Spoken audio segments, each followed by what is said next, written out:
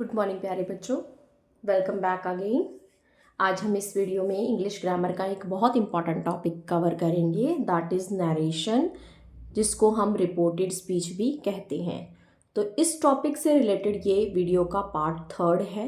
यदि आपने पार्ट 2 और पार्ट 1 विजिट नहीं किया है तो please go to the channel and watch the 2 parts so that you can understand the 3rd part which I will teach you today. ठीक है, तो चलो स्टार्ट करते हैं।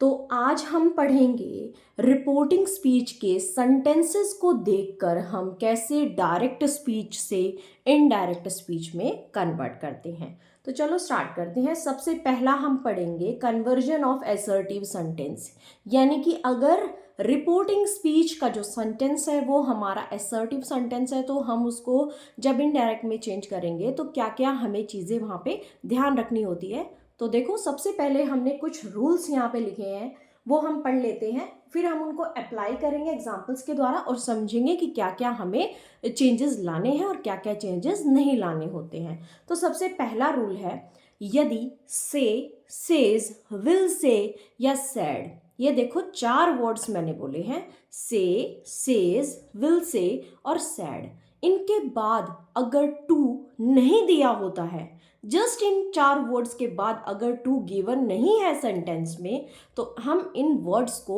एज इट इज लिखते हैं। हम इन्हें टेल या टेल्स में नहीं चेंज करते हैं। ठीक है, तो ये बात आपको अच्छे से याद रखनी है। अगर से, सेज, विल से या सैड के बाद टू गिवन नहीं है तो हमें कोई चेंज वहां पे नहीं करना है। अब बात करते हैं सेकंड की। तो देखो, सेकंड रूल में क्या लिखा है, अगर हमें सेंटेंस में से टू गिवन है, से के बाद टू गिवन है, तो हम उसको टेल में चेंज कर देते हैं। ठीक है, से टू को टेल में बदल देंगे जब हम इनडायरेक्ट में लिखेंगे। और फिर उसके बाद सेकंड पार्ट देखिए क्या लिखा है, यदि हमारे पास सेज टू गिवन है तो हम उसको टेल्स में बदल देते हैं। थर्ड पॉइंट देखिए, विल से टू गिवन है तो हम उसको विल टेल में बदल देते हैं। नेक्स्ट फोर्थ वन, यदि हमारे सेंटेंस में सैड टू गिवन है तो हम उसको किस में चेंज करेंगे, टोल्ड में चेंज करेंगे। तो ये जो 4 पार्ट लिखे हैं ना, ये बहुत इंपॉर्टेंट है। आपको ये कन्वर्जन पता होंगे तभी आप क्वेश्चन को करेक्ट कर पाएंगे। ठीक है, आइए अब हम कुछ एग्जाम्पल्स देख लेते हैं जिनसे हमें ये रूल अच्छे से समझ में आ जाएंगे कि क्या वास्तव में इन रूल्स को हमने एग्जाम्पल्स में अप्लाई किया है कि नहीं किया है। तो देखो, सबसे पहला एग्जाम्पल है, he says I need money. ठीक है, तो देखो यहाँ पे क्या लिखा है, रिपोर्टिंग वर्ब सेज है ना। सेज के बाद कोई भी टू गिवन नहीं है, तो हमने फर्स्ट रूल में क्या पढ़ा था, अगर टू गिवन नहीं है सेज के बाद तो हम उसको एज इट इज लिखेंगे। तो देखो, जब हमने इसको इनडायरेक्ट में लिखा तो हमने कैसे लिखा, he says that he needs money. Okay, अब बात करते हैं सेकेंड सेंटेंस की।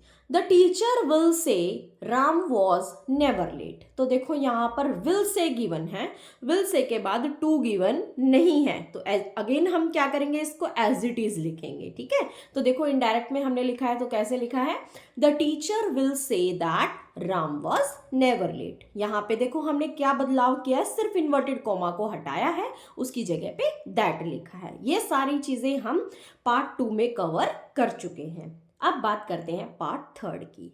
He said to me, I am a doctor. उसने मुझे कहा कि मैं एक डॉक्टर हूं। ठीक है, तो देखो यहाँ पर सैड के बाद क्या है, टू लिखा है, तो इसके लिए हम लोग पार्ट 4th रूल को देखते हैं। तो देखो वहां पे क्या लिखा है, सैड टू को हम किस में कन्वर्ट करेंगे, टोल्ड में। तो देखो हमने कन्वर्ट किया है, हमने लिखा है he told me that he was a doctor. तो ये देखिए यहाँ पर हमने आई को जब चेंज किया तो हमने उसकी जगह पे क्या लिखा, ही लिखा। ठीक है, तो ये प्रोनाउन हमने चेंज किया यहाँ पर। अगर आपको ये समझ नहीं आया है तो आप पार्ट 2 विजिट कीजिए, तो आपको अच्छे से समझ में आएगा कि हम कौन से प्रोनाउन को किस प्रोनाउन में चेंज करते हैं जब इनडायरेक्ट में करते हैं। यदि आप पार्ट 1 और पार्ट 2 समझेंगे इस वीडियो को, तभी आप इस वीडियो के पार्ट को अच्छे से समझ पाएंगे। ठीक है, अब बात करते हैं 4th एग्जाम्पल की। The officer sad I am busy now. तो देखो यहाँ पे भी सैड के बाद टू गिवन नहीं है, तो हम हम क्या करेंगे, इसको हम एज इट इज लिखेंगे। तो हमने कैसे लिखा है, the officer said that he was busy then. ठीक है, तो यहाँ पे देखिए हमने नाउ को किस में चेंज कर दिया है, देन में। ये भी हमने प्रीवियस वीडियो में नोट किया था कि किस को हम किस में चेंज करते हैं।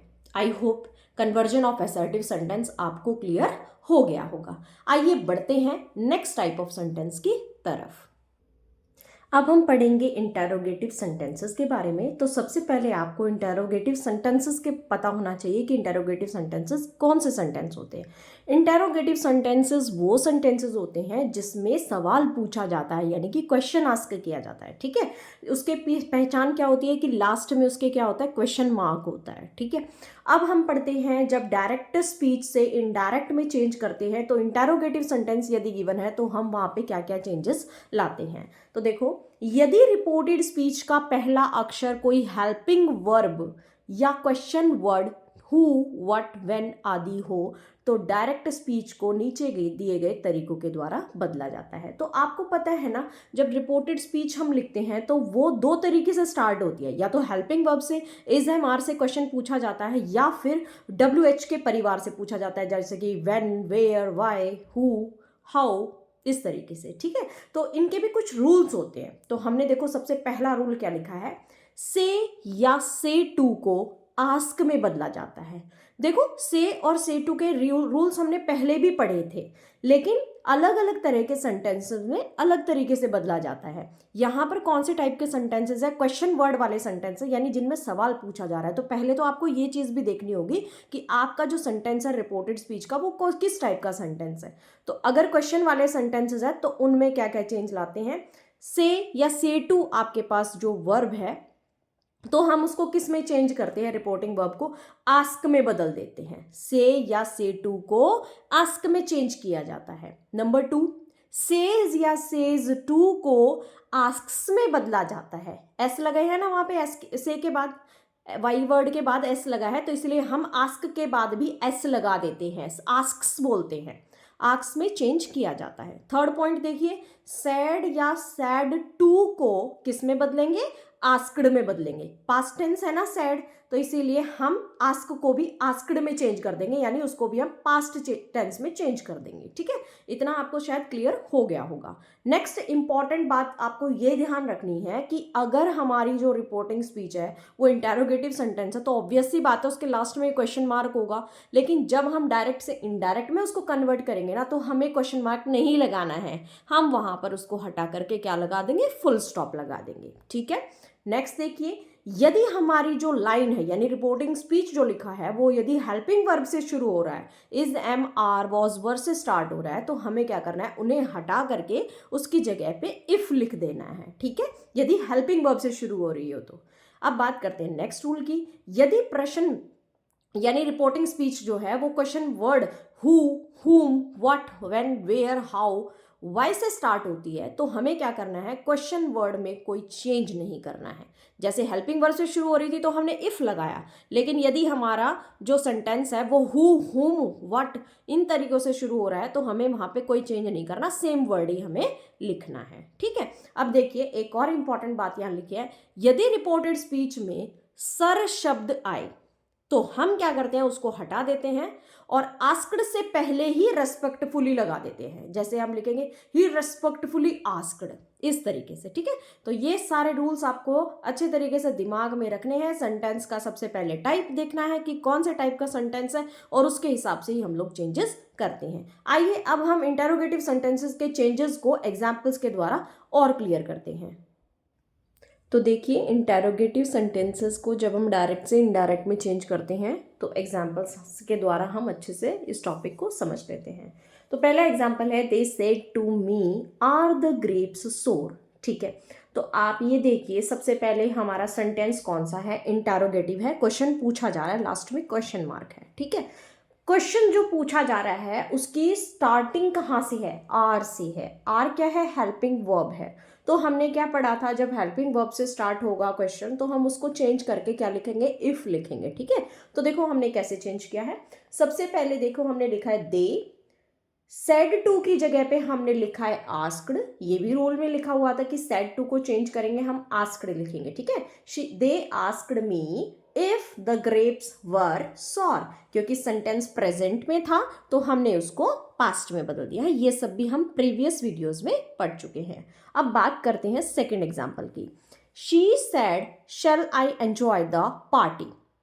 तो देखो इसमें क्या हो रहा है, एक तरीके से परमिशन ली जा रही है, ठीक है। परमिशन के लिए पूछा जा रहा है कि क्या मैं पार्टी एंजॉय कर सकती हूँ, कर सकूंगी, ठीक है। तो यहाँ पे देखो हमने कैसे इसको चेंज किया है। शी सेड की जगह पे हमने लिखा है आस्क्ड, इन्वर्टेड को कॉमर्स को हमने हटा दिया है और यहाँ पे हमने लिखा है वेदर। ओके, इफ और वेदर एक जैसे ही होते हैं तो हमने यहाँ पे वेदर लिख दिया है, WHETHER। Don't be confuse in spelling, ठीक है।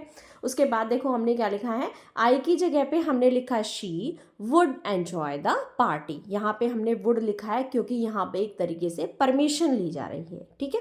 नेक्स्ट देखिए number 3, she said to me do you need money. Okay, तो देखो इसको हमने इनडायरेक्ट में कैसे लिखा है, she asked me if I needed money. तो नीड का हमने क्या बना दिया यहाँ पे, नीडेड, क्योंकि वो प्रेजेंट टेंस में था, हमने अब इसको पास्ट टेंस में बना दिया है, ठीक है।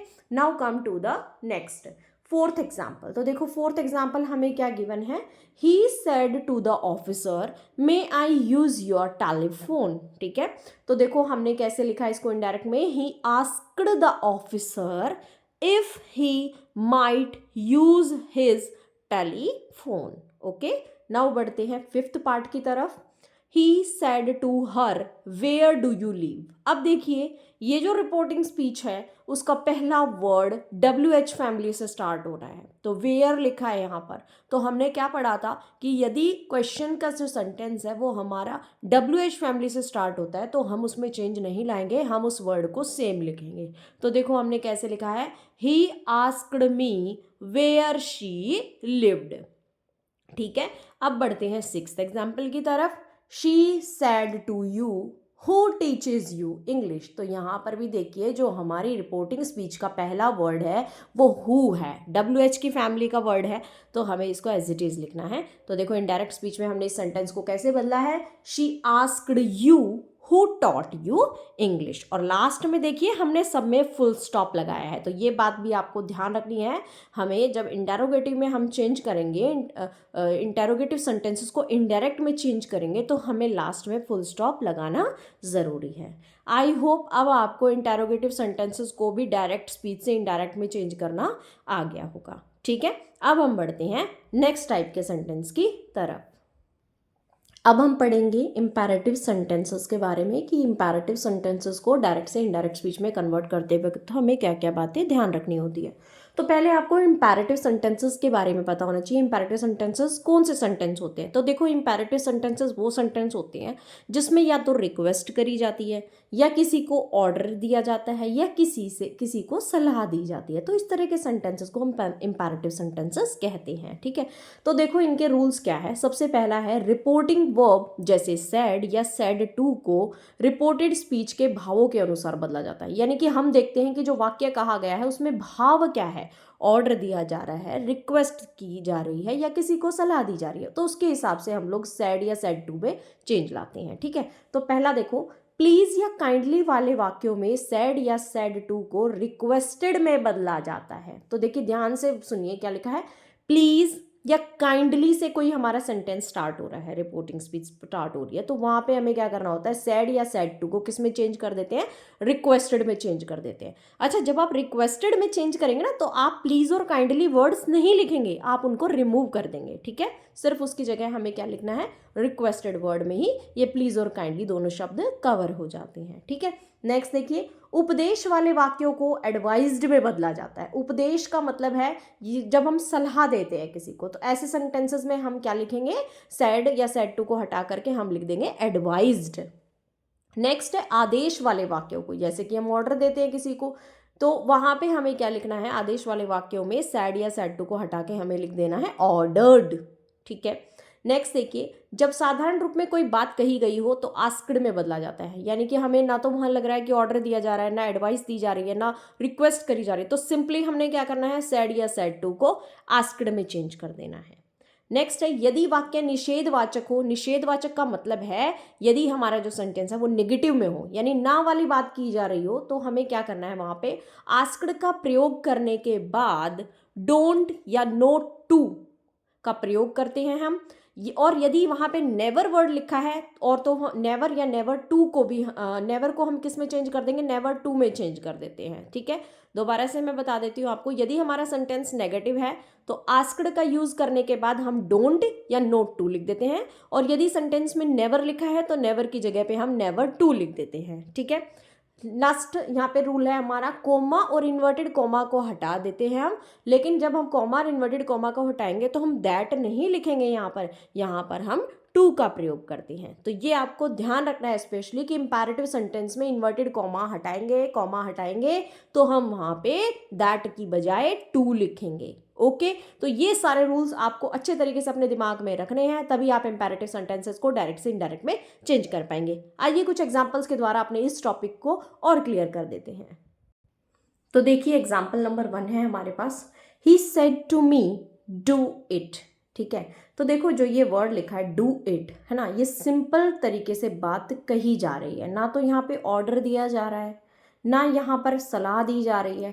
तो सिंपली हम क्या करते हैं, सेड टू को हम किस में कन्वर्ट कर देंगे, आस्क्ड में। ठीक है, तो देखो हमने कैसे लिखा है, ही आस्क्ड मी, देखो इन्वर्टेड कॉमा हटाया तो हमने क्या लिखा, टू, है ना, यही तो हमने पढ़ा था रूल में कि हमें इन्वर्टेड कॉमा को हटा के दैट नहीं लिखना है, यहाँ पे हमें वहाँ पे टू लिखना है इंपैरेटिव सेंटेंस में।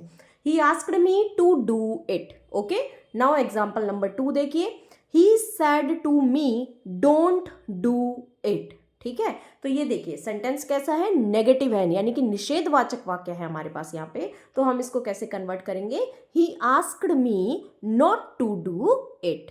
अब देखिए example number 3, he said to the peon open the door. तो पियोन को क्या किया जा रहा है, ऑर्डर दिया जा रहा है कि दरवाजा खोलो।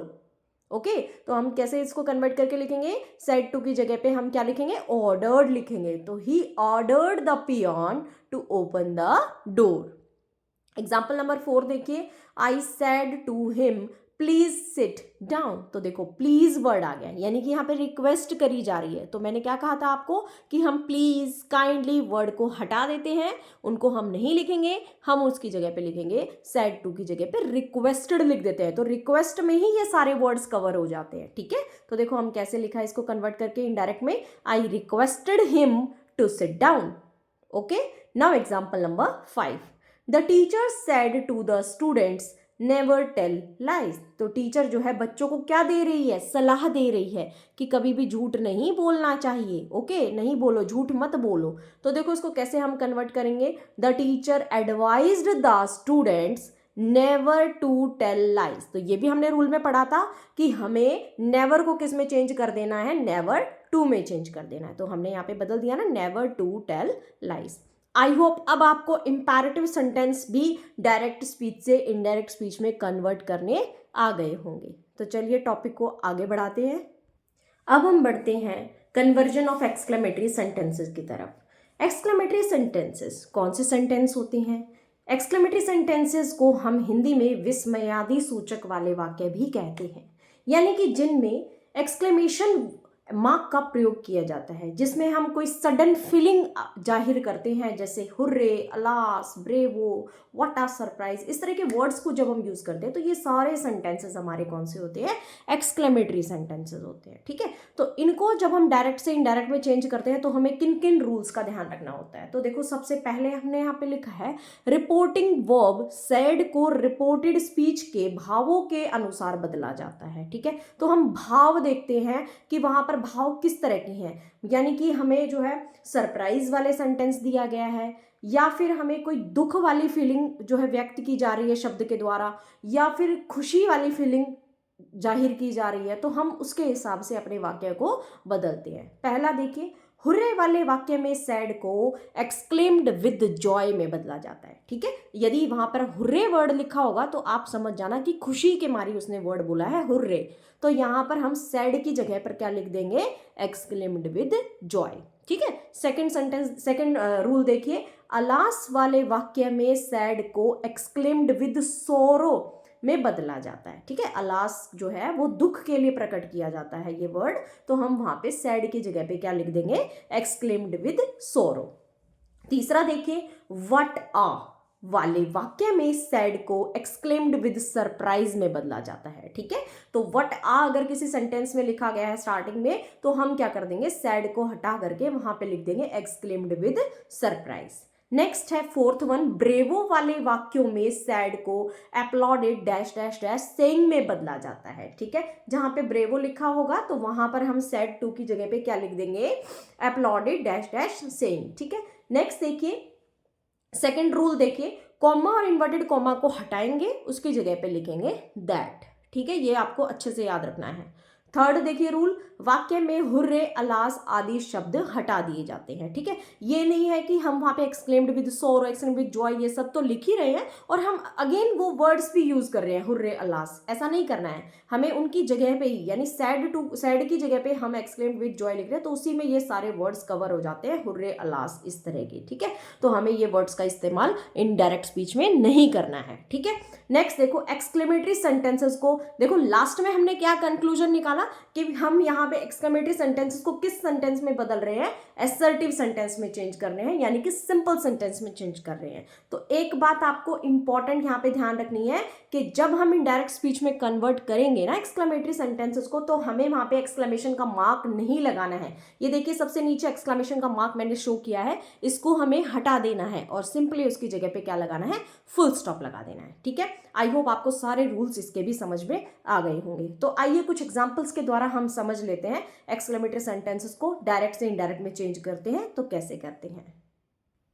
तो देखिए एग्जांपल नंबर 1, एक्सक्लेमेटरी सेंटेंस को हम कैसे डायरेक्ट से इनडायरेक्ट में चेंज करते हैं। पहला एग्जांपल है, the boys said hurray we have won the match. तो देखो यहाँ पर हुर्रे वर्ड आया है, ये खुशी वाली फीलिंग को जाहिर कर रहा है, ठीक है। तो हम इसको कैसे चेंज करेंगे, the boys exclaimed with Joy.